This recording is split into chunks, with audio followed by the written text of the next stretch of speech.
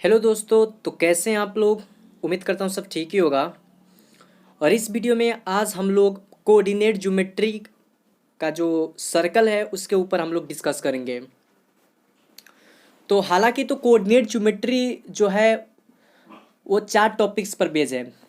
Number 1, angle between two lines, pair of straight lines, conic sections और circle.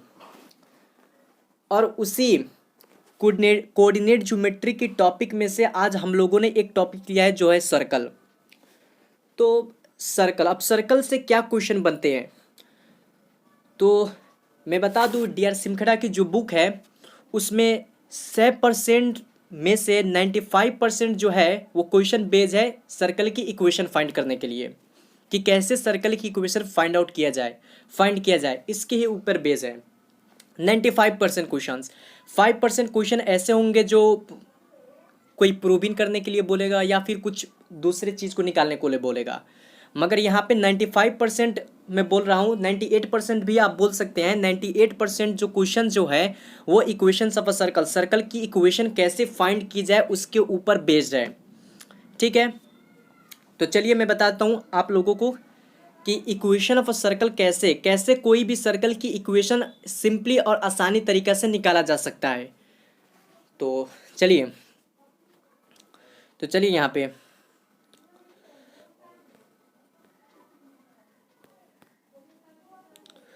यहाँ पे 4 5, ठीक है। यहाँ पे सर्कल हमारा हो गया। अब यहाँ पे नेक्स्ट पेज पर चलते हैं हम लोग और बात करते हैं इक्वेशन ऑफ सर्कल, सर्कल की इक्वेशन कैसे फाइंड की जाए।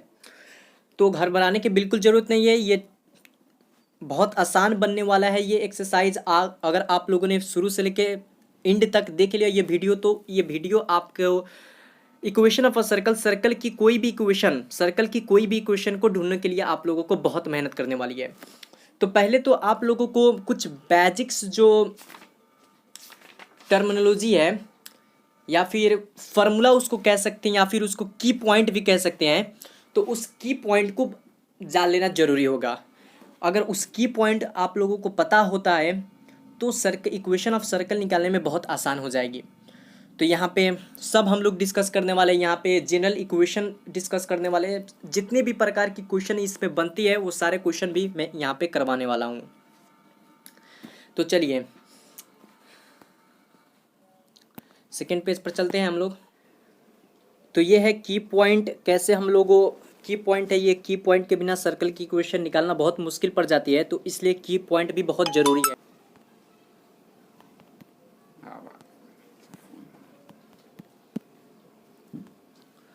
तो यहाँ से की पॉइंट भी बहुत ज़रूरी है। तो नंबर 1 की पॉइंट जो है, अगर कोई भी सर्कल का सेंटर ओरिजिन मतलब 0 0 हो, नंबर 1 यहाँ पे कोई भी सर्कल का जो सेंटर 0 0 हो तो इक्वेशन क्या बनेगी, x square plus y square is equals to are square, x square plus y square is equals to are square, ये बनेगी इक्वेशन। ठीक है, चलिए दूसरी बात कर लेते हैं। यहाँ पे कोई भी अगर सर्कल का सेंटर एच के हो, एच के यहाँ पे दिखाई दे रहा है एच के, अगर कोई भी सर्कल का सेंटर एच के हो, एच अगर के हो, तो हम लोग जो इक्वेशन निकालने का जो फॉर्मूला होता है वो होता है एक्स माइनस एच का whole square plus Y minus k का whole square is equals to are square. ठीक है, और ये बहुत इंपॉर्टेंट है, ये बहुत इंपॉर्टेंट फार्मूला है, तो इस फार्मूला को याद कर लीजिएगा, ये बहुत इंपॉर्टेंट है। काफ़ी क्वेश्चन इसके ऊपर से किया जाता है। तो ये X minus H whole square plus Y minus K whole square is equals to are square, ये बहुत इंपॉर्टेंट क्वेश्चन है। ठीक है, इंपॉर्टेंट फार्मूला है, सॉरी। और यहाँ पे तीसरी का नंबर में हम लोग देखें तो तीसरा नंबर में अगर कोई भी सर्कल की डायमीटर की 2 पॉइंट अगर दी गई हो, डायमीटर की 2 point, 2 ends of a diameter are given, diameter की 2 पॉइंट्स एंड की पॉइंट दी गई हो, तो उसको उस सर्कल की इक्वेशन फाइंड करने के लिए हम लोग फार्मूला यूज करते हैं एक्स माइनस एक्स वन को whole square, sorry x minus x two plus Y minus y one bracket y minus y two is equals to 0, ये इक्वेशन। तो यहाँ पे नंबर 4 जो है, नंबर 4 यहाँ से अगर कोई भी सर्कल ओरिजिन से पास हो रही है यहाँ पे ओरिजिन से पास हो रही है, ये मत समझिएगा कि सेंटर ओरिजिन है 0 0। सेंटर अगर ओरिजिन होगा तो यहाँ पे ये equation first x square plus y square is equals to are square लगेगी, ठीक है। यहाँ पे पास हो रही है ओरिजिन से, मतलब यक्स और वाई की वैल्यू क्या होगी, 0 होगी। पास हो रही है क्या, ओरिजिन से। तो अगर कोई भी सर्कल अगर ओरिजिन से पास हो रही है तो उसकी इक्वेशन बनेगी ऐसे, या फिर उसका r square is equals to h square plus k square हो जाता है। यहाँ पे देख सकते हैं उसका रेडियस बराबर हो जाता है, रेडियस का स्क्वायर बराबर हो जाता है H square plus k square के बराबर, ठीक है। आगे बढ़ते हैं। फिर यहाँ पे देखेंगे अगर सर्कल अगर टच किया है एक्स एक्सिस, अगर कोई भी सर्कल यहाँ पे टच किया है एक्स एक्सिस, यहाँ पर देख सकते हैं फिगर में भी आप लोग देख सकते हैं एक्स एक्सिस को यहाँ पे टच कर रहा है, एक्स एक्सिस को क्या कर रहा है, टच कर रहा है। तो कोई भी अगर सर्कल एक्स एक्सिस को टच कर रहा है तो रेडियस जो है वो के बराबर हो जाएगी, ठीक है। रेडियस क्या हो जाएगी, के का बराबर। तो इक्वेशन ऐसी बनेगी एक्स माइनस एच को whole square plus Y minus k को whole square is equals to, radius के ठाव में आप क्या लिख सकते हैं, के भी लिख सकते हैं, तो के स्क्वायर यहाँ पे, ठीक है। रेडियस के ठाव में के भी लिख सकते हैं। अगर कोई भी सर्कल अगर एक्स एक्सिस को टच कर रहा है तो रेडियस के बराबर क्या हो जाएगी, के, आर इज इक्वल्स टू के। फिर यहाँ पे 6 नंबर में बात करें तो अगर कोई भी सर्कल वाई एक्सिस से टच की गई है, यहाँ पे सर्कल की जो लाइन है वो circle touches y axis, circle अगर वाई एक्सिस को टच कर रही है तो इसमें क्या बनेगा, r is equals to h हो जाएगा। अगर एक्स एक्सिस से टच कर रही है तो आर इज इक्वल्स टू के हो जाएगा। अगर वहीं वाई एक्सिस से टच कर रही है तो r is equals to h हो जाएगा, ठीक है। और इक्वेशन ऐसी बनेगी एक्स माइनस एच को whole square plus Y minus k को whole square is equals to h square, क्योंकि आर को बराबर एच हो जाता है, ठीक है।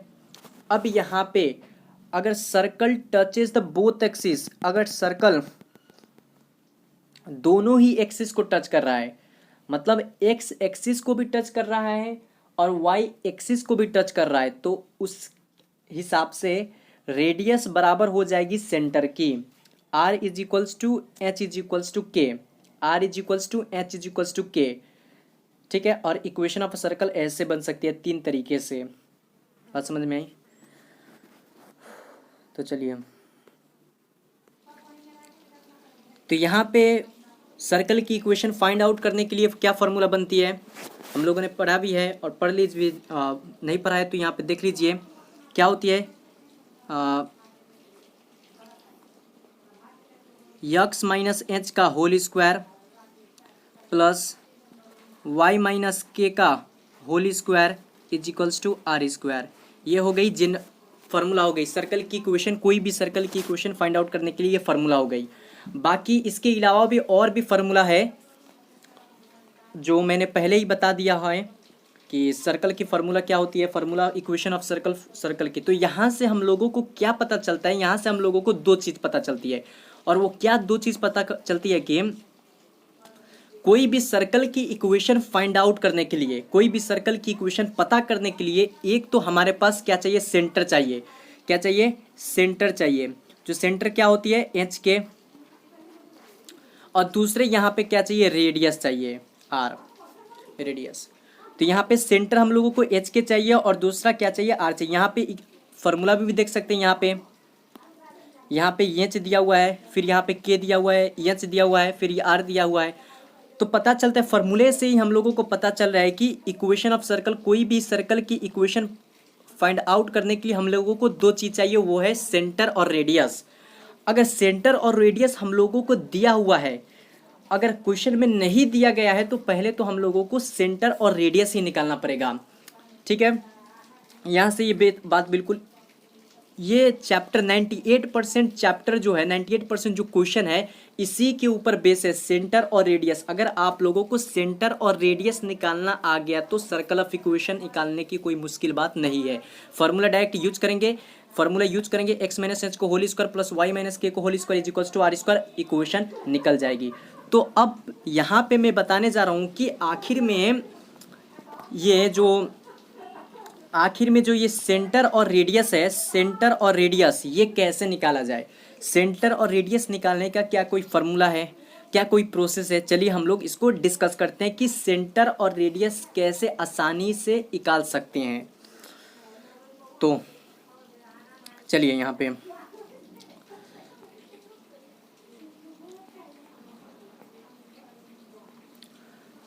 यहाँ पे बात कर लेते हैं। तो पहले तो आप लोगों को पता होना चाहिए एक जो जनरल इक्वेशन जो सर्कल की होती है वो जनरल इक्वेशन क्या है।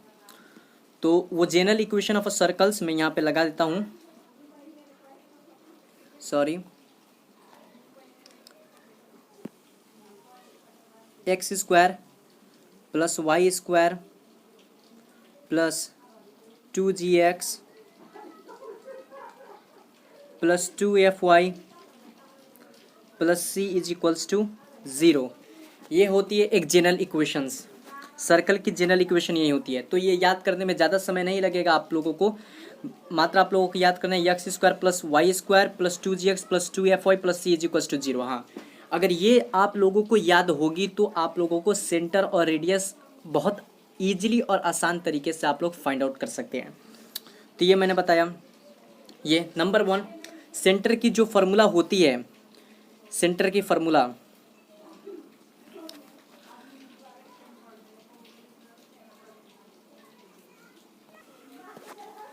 तो यहाँ पे एक जनरल इक्वेशन जो है सर्कल की वो आप लोगों को पता होना चाहिए। तो जो सर्कल की जनरल इक्वेशन है वो है यहाँ से x square plus y square plus 2gx plus 2fy plus c is equals to 0। यहाँ से आप लोग देख सकते हैं ये जनरल इक्वेशन है, ये equation of a circle, circle की जनरल इक्वेशन है x square plus y square plus 2gx plus 2fy plus c is equals to 0 यहाँ पे।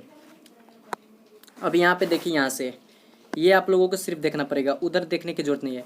सेंटर यहाँ फाइंड करने के लिए नंबर 1 में देखेंगे केंद्र, सेंटर फाइंड करने के लिए जो इसमें फार्मूला है वो है माइनस जी कमा माइनस एफ, माइनस जी कमा माइनस एफ यहाँ पर दिया हुआ है सेंटर फाइंड आउट करने के लिए। ठीक है, सेंटर फाइंड आउट करने के लिए यहाँ पे फार्मूला दे रखा है माइनस जी कमा माइनस एफ। और रेडियस यहाँ पे सेकेंड नंबर में देखेंगे तो यहाँ पे क्या है, सेकेंड नंबर पर देखेंगे तो रेडियस है। और रेडियस को फाइंड आउट करने के लिए यहाँ पे फार्मूला जो दिया हुआ रखा है वो है G square plus F square minus C. ठीक है, यहाँ ये देखने की आप लोगों को ज़रूरत नहीं है, ये आउट ऑफ कंट्रोल, ये आप लोग समझ नहीं पाएंगे, ये छोड़ दीजिए, ये देखने की आपको ज़रूरत नहीं है। आप लोगों को यहाँ से ध्यान देखना पड़ेगा, सेंटर जो है सेंटर माइनस जी कमा माइनस एफ, और रेडियस जो है वो root under G square plus F square minus C, G square plus F square minus C root under. बस अब हम लोगों का, अब देखिए एक क्वेश्चन मैं कराकर आप लोगों को दिखाता हूँ कि आप लोग सेंटर और रेडियस एक्चुअली में कैसे फाइंड आउट कर सकते हैं। ठीक है, जैसे कि हमारे पास देखिए यहाँ पे एक इक्वेशन है x square plus y square minus 2x minus 6y plus 1 is equals to 0। तो इसकी मदद से मैं आज आप लोगों को बताऊंगा कि कैसे ये इक्वेशन की मदद से हम लोग सेंटर और रेडियस निकाल सकते हैं। तो सेंटर निकालने के लिए मैं फार्मूला यहाँ पे बता चुका हूँ माइनस जी कमा माइनस एफ।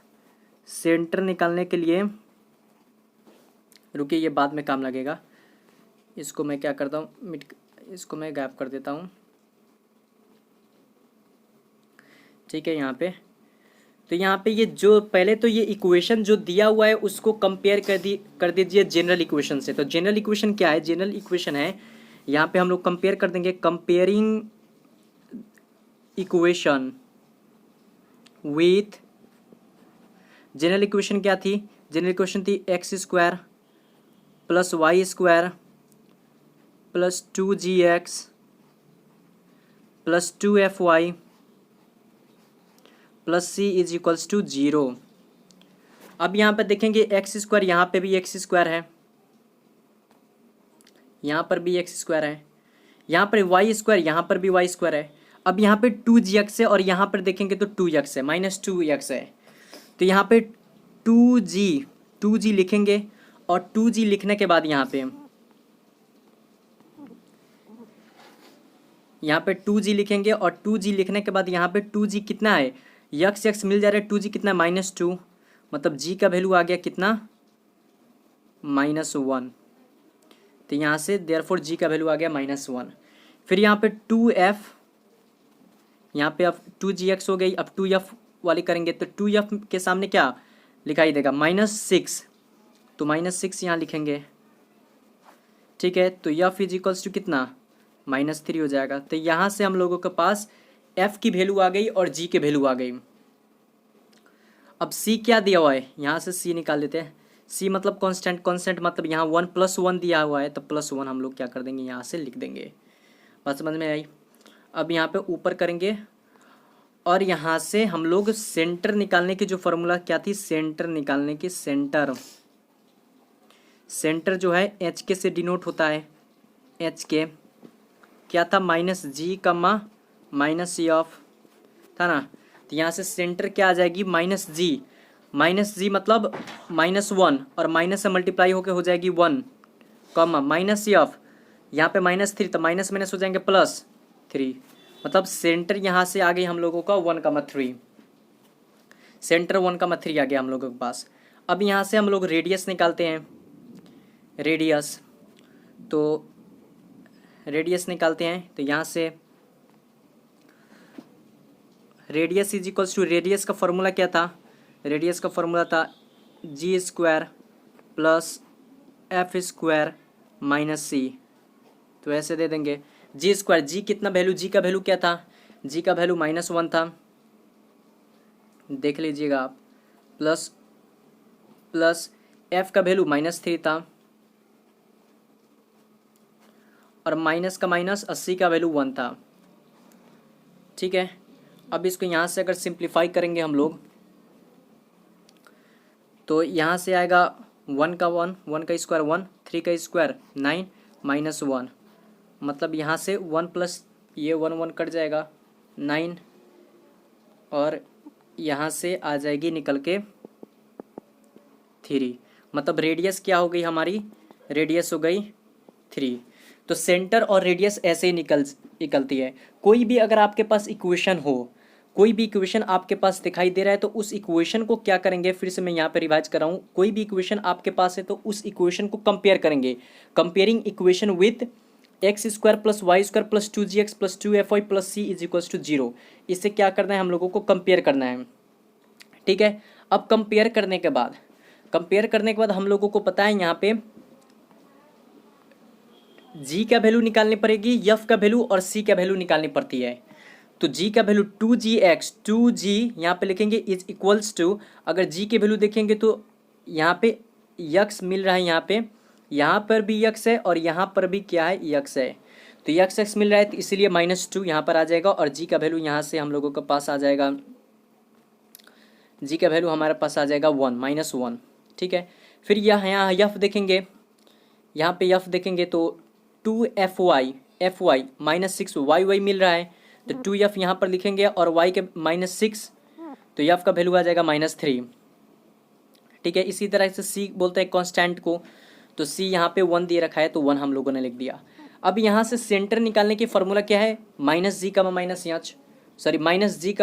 -f, तो g दे रखा था -1, तो माइनस माइनस +1, और f दे रखा था -3, तो माइनस माइनस +3, तो 3 हो जाएगा। 1,3 से रेडियस निकालने का फॉर्मूला और वैल्यू पुट कीजिए, और सिंप्लीफाई मैंने कर दिया और रेडियस निकल गया।